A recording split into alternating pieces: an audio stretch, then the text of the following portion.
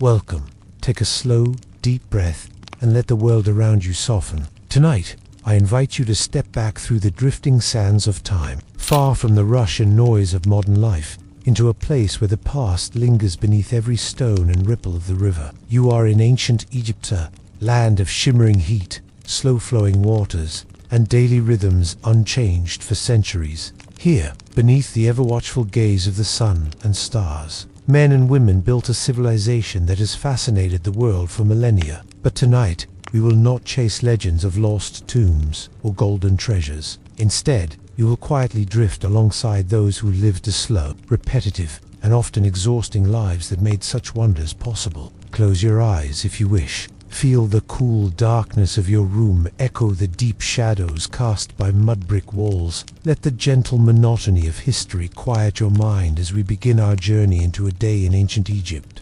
As you listen, let your thoughts wander like the Nile, unhurried and free. If sleep overtakes you, let it come. The story will still be here, winding on without you until you're ready to wake. Segment 1. Why you wouldn't last a day in ancient Egypt. Imagine yourself rising from a mat of woven reeds. The air heavy and still, thick with the scent of damp earth and distant water. Outside your small house, the first pale light creeps across the rooftops, and already the world is stirring. A rooster crows, distant and uncertain. The gentle slap of oars on the Nile mixes with the faint bleating of goats and the soft voices of neighbors.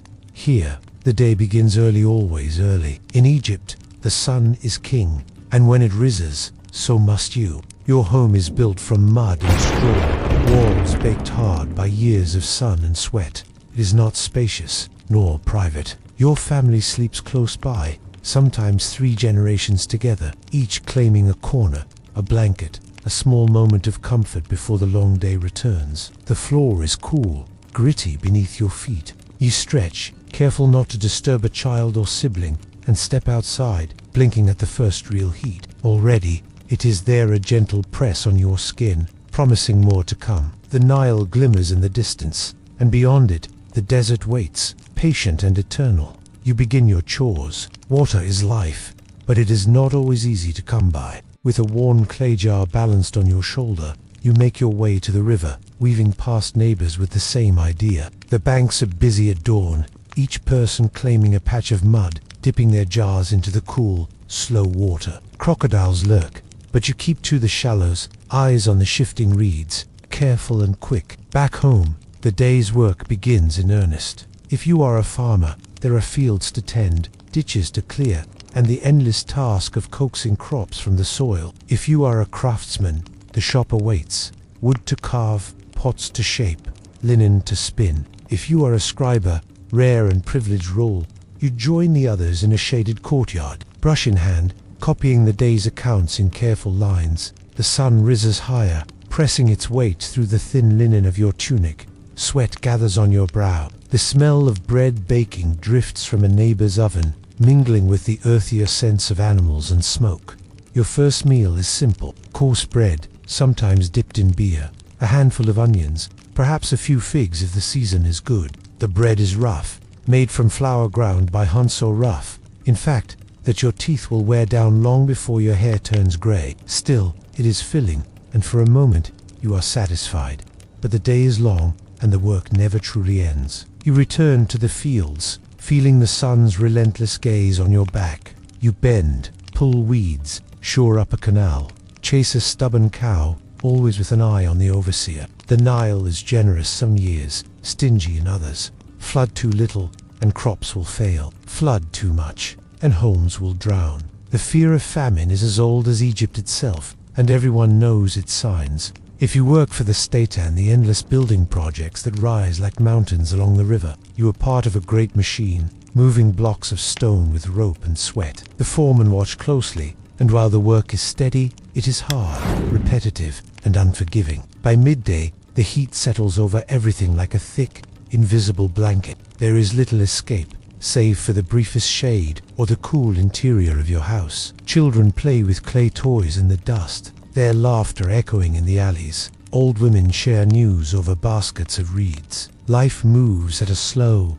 steady rhythm, interrupted only by the cry of a vendor or the sharp bark of a dog. As the sun finally dips lower, there is a short pause and exhale before the evening's work. Animals are herded home. Water is fetched once more. In the close, dim light of your home, your family gathers for the night's meal. It is much like the morning bread, sometimes a little fish or beans, perhaps lentils or greens from a small garden. The walls glow with the orange of oil lamps. You share stories, small jokes, worries about the next flood or the latest tax decree from the palace. The air is full of insects, and you wave them away with practiced hands. The windows are small, high up, letting in just enough of the evening breeze. Sleep comes slowly, but inevitably you lie down on your mat, feeling every ache in your muscles, every grain of sand under your blanket. Outside, the world is quiet, except for the distant calls of jackals, the slow lap of the Nile, and the hush of a civilization older than memory. Before sleep, you whisper a prayer perhaps, to Isis, to Osiris, to whichever god your family favors. You asked for safety, for rain, for good harvests, for another ordinary day. And in the darkness beneath the endless Egyptian sky, you surrender to sleep one small life in a world both harsh and timeless, where each day is much like the last, and yet each one in its quiet way is a victory. Segment 2. Hatshepsut, the pharaoh who became a king. Let us drift now from the humble mud-brick houses and sun-beaten fields to the cool shadow of palaces, pillars, and painted walls. The world of ancient Egypt was shaped not only by those who toiled along the Nile, but also by those who ruled from above, those whose choices echoed through centuries. Tonight, you'll follow the journey of a woman whose story quietly challenged the rhythm of her world. Her name was Hatshepsut. Imagine yourself in the soft half-light of dawn within the palace at Thebes, where the lotus blooms scent the air and the gentle hush of servants signals the start of another day. Hatshepsut was born into royalty, the daughter of a pharaoh. Her childhood unfolded among polished columns and intricate murals, a life circumscribed by ritual and expectation. She learned to read the language of priests and kings. She listened, watched, and waited, absorbing the currents of power that flowed invisibly through the palace. In those early years, the world expected certain things of a royal woman. She would become a queen, perhaps the great wife of a pharaoh, bearing children and supporting her husband's reign. She would move gracefully through ceremonies, direct the affairs of the palace, and offer prayers to the gods. But Hatshepsut's life would not be confined to these gentle routines. When her father died, the throne passed not to her, but to her young half-brother. Hatshepsut became his regent, his protector, advisor, and public face while he was still a child. It was an honored role, but a temporary one. The seasons passed. The rhythm of the court continued, but as her stepson grew, Hatshepsut did something few had dared before. She did not step aside. Instead, she quietly claimed the powers and regalia of kingship for herself, not in a rush, nor with violent upheaval, but through a slow, careful assertion, a shift as gradual as the rising Nile. Imagine her, day by day, donning the headdress and the ceremonial beard worn only by pharaohs. In temple carvings, she appeared as a man, broad-shouldered, regal, ageless, but those who heard her speak, who saw the care and clarity of her decisions, knew her true identity. She became both king and queen, navigating the delicate balance of tradition and change. The years of Hatshepsut's rule were marked not by war, but by building, diplomacy, and ambition. Under the relentless sun, vast stone blocks rose into new temples, her greatest. The temple at Deir el-Bahari still stands, terraces nestled into the cliffs, columns opening like papyrus stems to the sky. She sent ships far down the Red Sea to distant lands. Imagine the excitement in the palace when those expeditions returned, their boats laden with myrrh, incense, gold, and even living trees, rare gifts to fill the royal gardens. Yet, the weight of her role was constant. In the cool hush of her private chambers, Hatshepsut must have felt the tensions that grew around her. There were whispers in the palace, questions about her legitimacy, about her claim to the throne, about the future. Her stepson, Thutmose III, came of age and waited in the shadows, uncertain of his place, shaped by her example, and also, perhaps, by resentment. Despite the unease, Hatshepsut governed for more than 2 decades. Her monuments spoke of stability and plenty. Her policies, subtle and steady, left the kingdom strong. But time moves slowly, and it changes all things. When Hatshepsut died, power passed fully to Thutmose III. Quietly, deliberately, her name and image began to vanish. Stoneworkers chiseled her face from walls, erased her titles, broke her statues, and recarved the history she had written. For centuries, her reign faded into shadow lost beneath the dust and silence of time.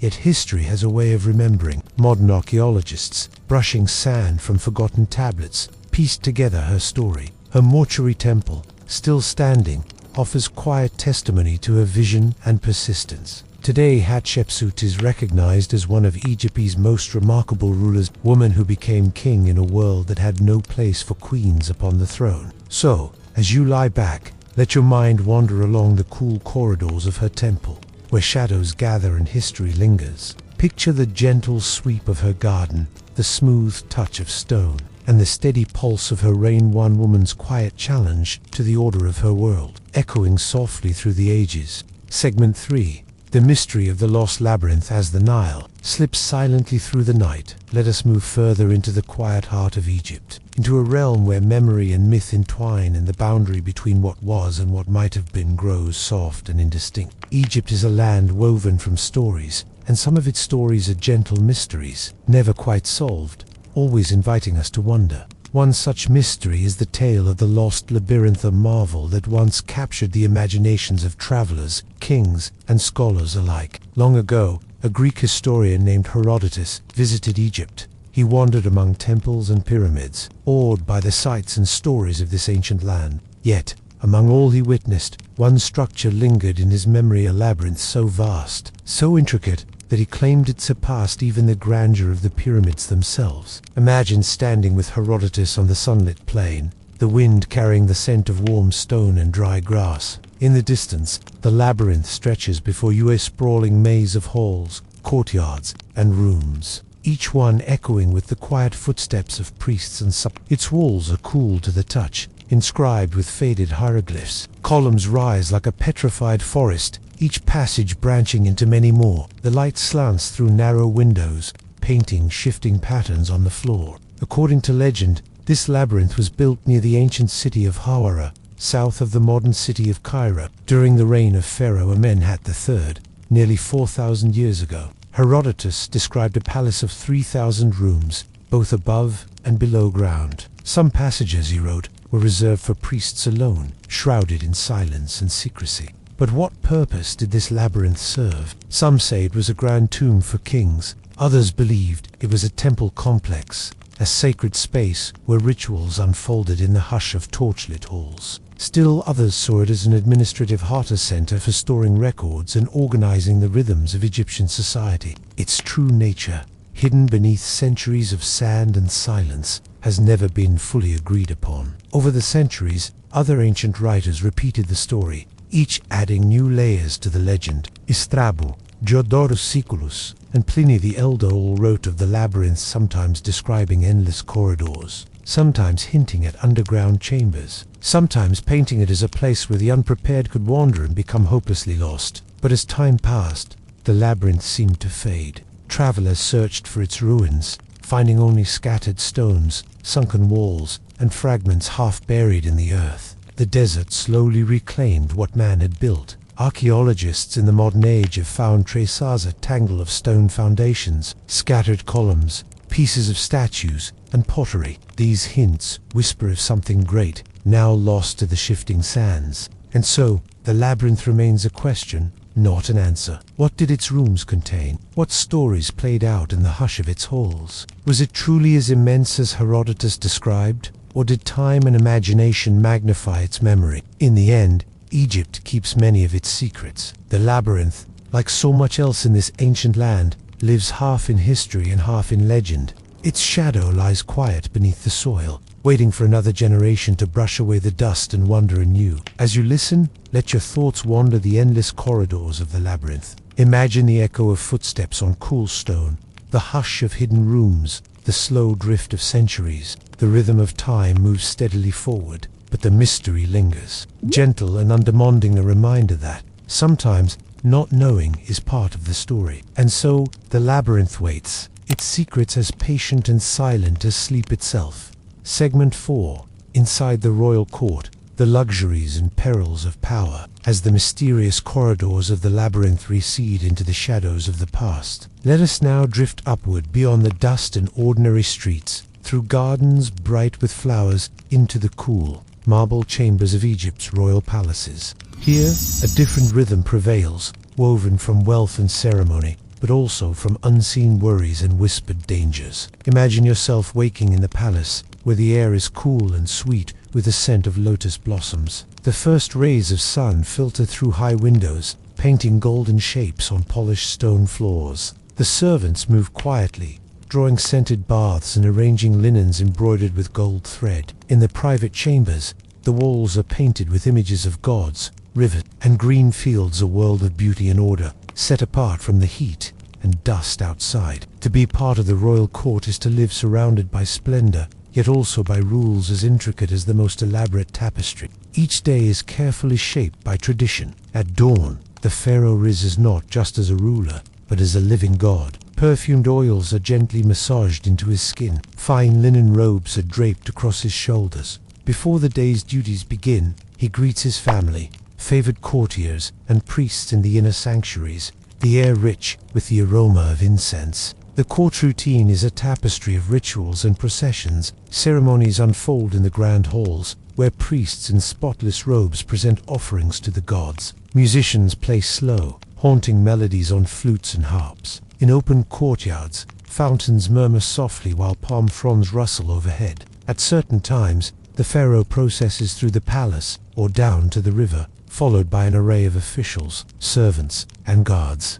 Every gesture, every word, is watched and measured. But privilege comes with burdens. In these bright, echoing chambers, power is everywhere, and so is uncertainty. Every courtier hopes to gain the pharaoh's favor, knowing that fortunes can change as quickly as the wind on the Nile. A wrong word, a lost opportunity, or the jealousy of a rival can bring sudden disgrace. Even the pharaoh, cloaked in divinity, is not free from worry. He must weigh each decision carefully, for his choices ripple outward, affecting not only the palace, but the whole of Egypt. Meals in the royal court are lavish, yet orderly. Imagine a long table beneath columns carved with lilies and reeds. Platters of roasted fish, honeyed fruits, figs, and freshly baked bread are passed in silence or low conversation. Wine flows gently, cooled in clay jars, while servants move with quiet efficiency. Children play in the garden beyond, their laughter soft and distant,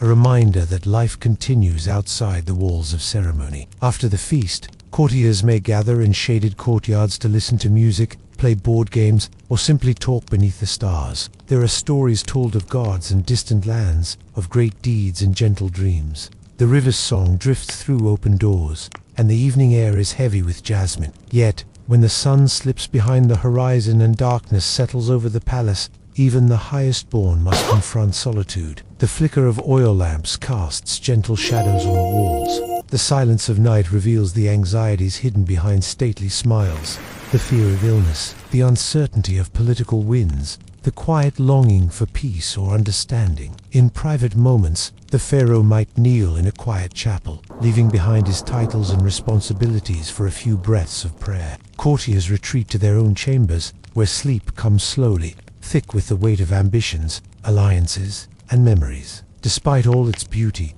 the royal court is as vulnerable to time as any village or farm. Generations come and go. Palaces crumble. Names are carved in stone, then worn away by centuries of wind and sand. But for a few fleeting hours, the court lies brilliant and fragile, a world apart, shaped by both privilege and peril. As the palace grows quiet and the Nile slips by in the darkness, the rhythm of Egypt endures. The luxury of the court, the struggles of the field, the mysteries of the labyrinth, and the bold dreams of rulers all weave together into the tapestry of history, a tapestry best explored in the quiet hours of the night when the world is at rest. And now, as our quiet voyage along the Nile draws to its close, let the rhythms of ancient Egypt slowly fade into the background, like the hush that settles over the river when the stars begin to appear. We have wandered together through the ordinary lives of those who worked the land, felt the sun on their backs, and found comfort in simple routines. We have lingered in the cool shadows of palaces,